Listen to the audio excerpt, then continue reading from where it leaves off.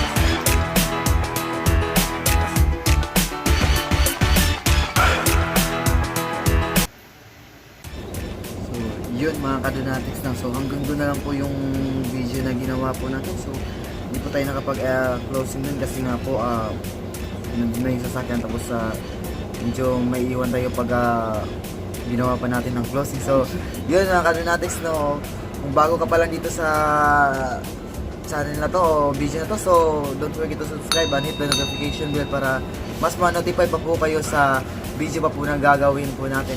So ayun mga Kadonatics, hanggang dito na lang. So salamat sa panonood, pakikisama. So yun po, tara po, God bless po.